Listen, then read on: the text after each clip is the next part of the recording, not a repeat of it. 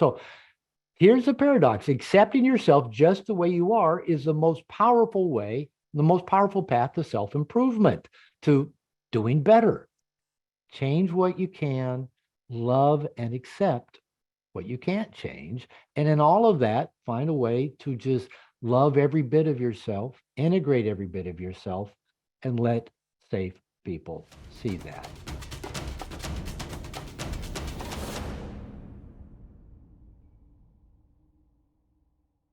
I want to introduce a series of lessons to you, but let me give you a little background on it. When I was meeting with the group of my 7 founding coaches, and you can tell the founding coaches on these calls because they have the gold background. Sid, you can see, Jesse, you can see. That's all the people I can see on my screen right now while I'm highlighted. But in meeting with these guys, starting about a year ago, September 2022, one of the things we were trying to figure out is what do we want to call this thing, this brotherhood, this community?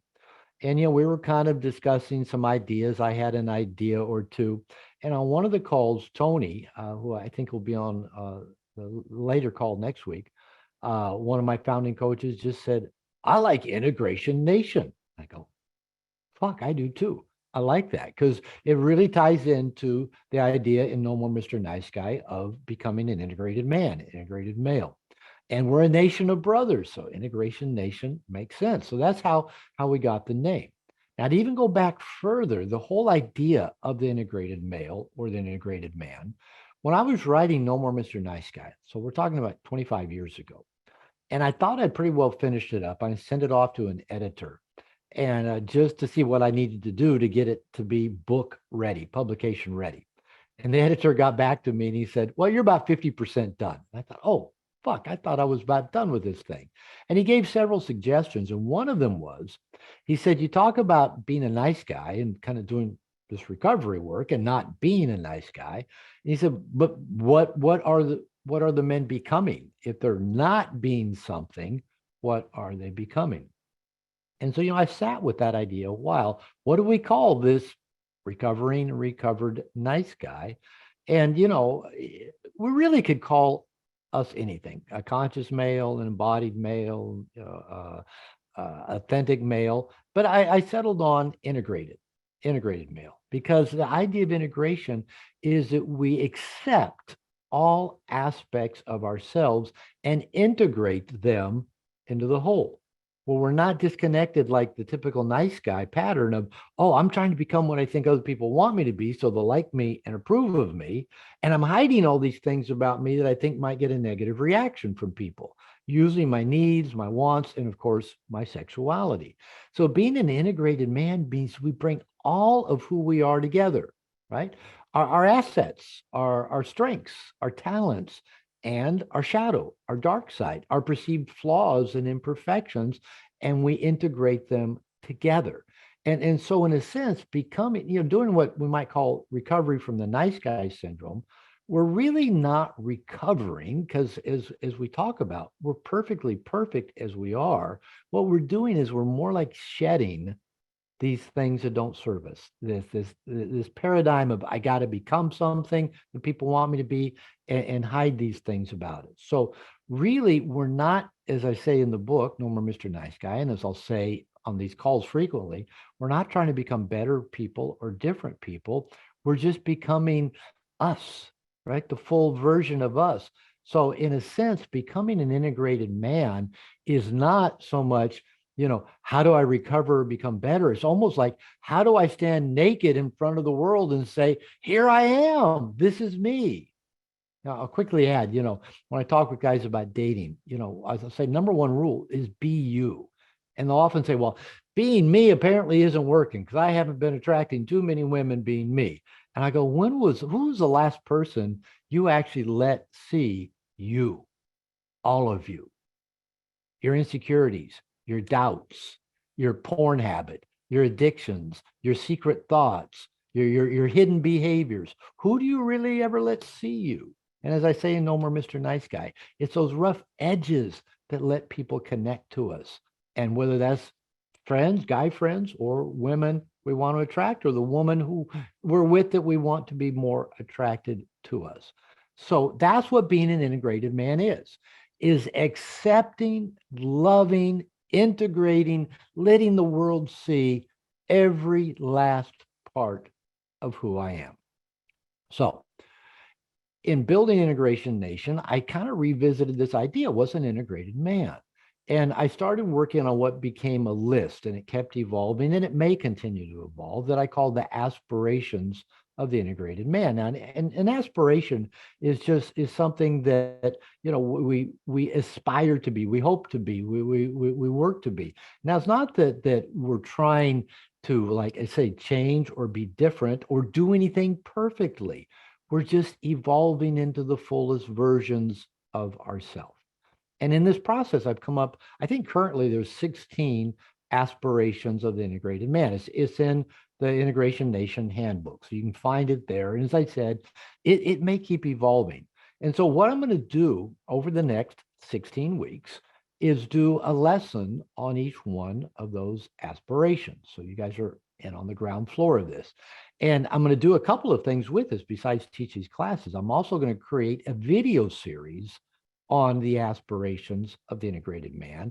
And I've been talking with my crew about this.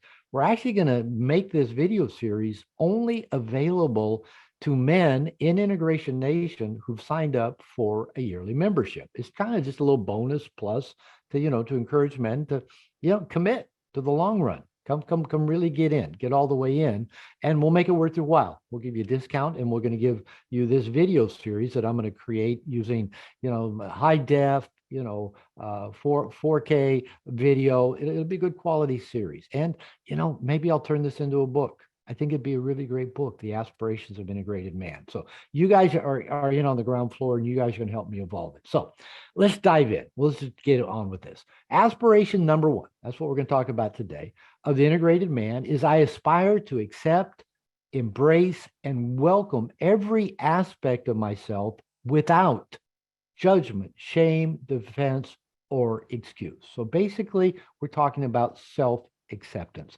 I accept everything about me, and I don't hide any of it. I don't defend it. I don't make excuses for it. I don't shame about it. I learn to embrace and welcome and make every part of me visible to the world. Now, as you guys have heard me say many times, this starts by doing this with safe people, coach, a men's group, step group. Here on tribe calls, in breakout rooms, we begin to reveal the things about ourselves that we don't even like to look at. But we're going to let safe people see them so that it just becomes second nature to just be me, right? We don't hide anything. So there's an irony in recovery, any recovery process, is that, as I said, we're not really recovering from anything because we're not sick or broke. We're just shedding some things about ourselves. And so as we do that and talk about this aspiration number one, there's 3 key points that I want to share with you in this lesson. And these are key points we'll talk about in our tribe groups that follow this as well. Now, the first one, as I've already kind of teed up for you, is that personal growth is a paradox. Second key point is that self-judgment is a form of perverted and useless control. Third key point of this lesson is that accepting and loving our perceived personal flaws and imperfections is the most powerful way to change them. So we've got a few paradoxes going on here. So let's dive into that number one key point. Personal growth is a paradox. So here's the paradox. Accepting yourself just the way you are is the most powerful way, the most powerful path to self-improvement, to doing better. Now, I know that sounds weird. You mean if I just accept me, I'll do better? Yeah, as weird as that may sound. Now, as I've already read, the aspiration for this lesson is that we're going to accept and embrace and welcome every aspect of ourselves without judgment, shame, defense, or excuse. Now, let me ask you guys are probably a lot like me. If somebody accuses you of something or points out a flaw or a mistake or something you forgot or didn't do well, what's your reaction to it? Do you get defensive? Do you make excuses? Do you try to hide it? Do you go on the attack? Do you shame dump? Yeah, I do all of those, right? This aspiration says that somebody could point out a mistake I made. Somebody could even criticize me. Somebody could even accuse me of something, maybe something I haven't done. And I don't have to defend or make excuses or hide or talk them down or through anything, right? There's a powerful shift going on here. Is that once we get past that being having to defend ourselves, we can actually look at where could I have done that better? Or we just acknowledge, yeah, I fucked that up. Or yeah, you're right about that. That's true about me. Right. And there's so many ways with a short amount of time when there's limited how many illustrations I can give about it. But let's come back to this in a minute. Now, I know a lot of guys will say something like, well, if I accepted everything, why would I ever try to do better? Why would I ever get out of bed? Why wouldn't I just stay up late, sleep in the morning, be fat and lazy and out of shape, be broke, sit around smoking dope, jerking off to porn on the internet? If I just accepted everything, why would I ever try to do better? See, but there's the paradox. Judgment, shame, defensiveness, or excuses, hiding anything keeps us stuck in a shame loop. And shame loop keeps us in the worst parts about ourselves. Right. I even think a lot of the things that we nice guys get addicted to, like looking at pornography, other things we have hidden about ourselves, the reason why they're so powerful is they trigger a deep shame for us.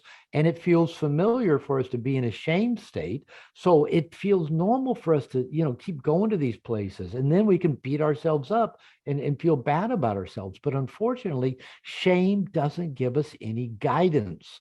Shame doesn't help us see where we could do better. Shame just keeps focusing on what we've done wrong, or how we're bad, or how we're evil, or how we're unlovable. And it isn't until we can start releasing shame that actually we can let go of it, that anchor that keeps pulling us back into these places that don't serve us. And then all of a sudden we can start saying, I could have done that better. Or, I maybe just need to accept that about myself, or just acknowledge, yeah, that's the way I am, or that's the mistake I made. And from there, it lightens us to where we start evolving into that best version of ourselves. So there's the paradox, right? Hey, I'm Dr. Robert Glover. In case we haven't previously crossed paths, I'm the author of No More Mr. Nice Guy and the founder of Integration Nation, a worldwide community for men. I hope you're enjoying this clip from a recent live Integration Nation call. If so, I encourage you to check out the Integration Nation YouTube channel, where you will find tons of videos, including lessons I teach and interviews I do on these weekly calls. I also publish YouTube shorts, all raw and uncensored. After you've poked around our YouTube channel, go check out Integration Nation at integrationnation.net. With that, I'm in. Back to the video. Right?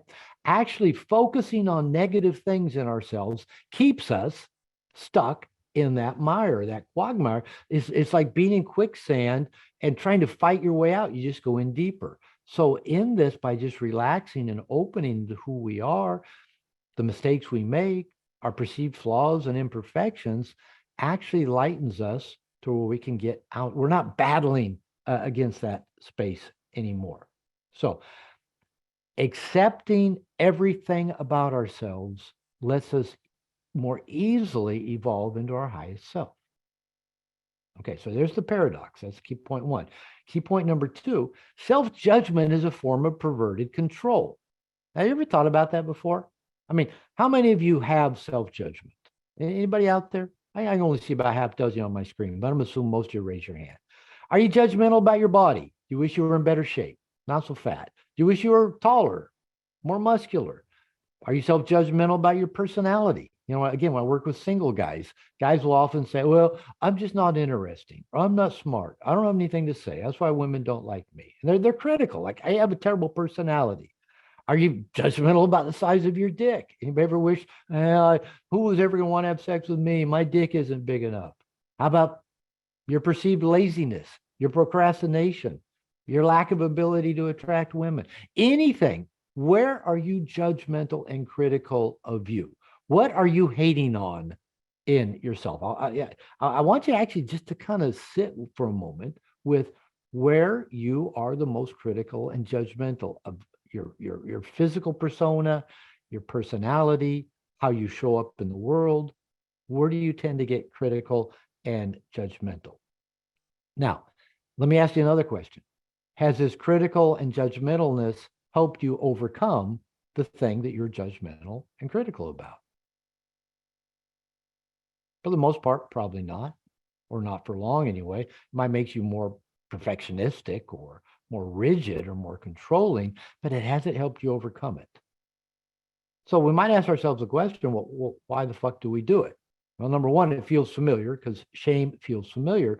But as I said, is a key point, it's a perverted form of control. If you think about it, if you sit around hating on something in yourself and being judgmental and critical about it, you don't have to do anything about it. You just can kind of, keep, if I hate on it enough, maybe it will change. Maybe it will get better by itself. Now, I'll give you an example. Going back years, I just the way my body's built. I've always been kind of tall and lean for most of my life. As I've gotten older, I've gained weight, and I've kind of had some ups and downs with that. But even when I was a kid and skinny, I always kind of had a little bit of a belly, right? That's where my body kind of stores fat. I've never gotten close to a six-pack ab, no matter how hard I've worked. But I still had this image. Someday I got to get six-pack abs.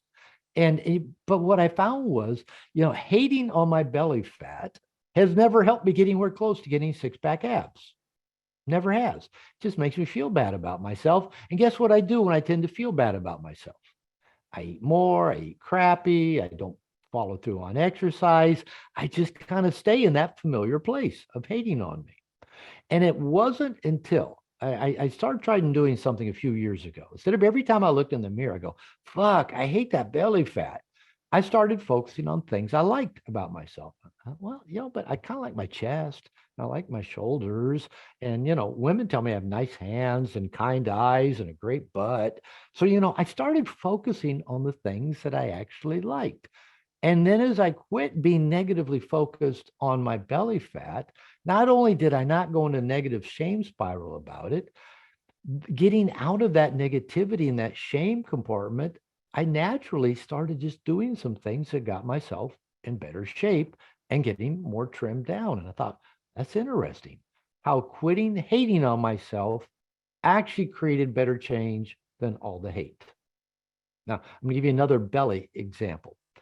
David Data talks about in Way of the Superior Man. If you have a woman, and if you want to change her, he said, love on the things that drive you crazy.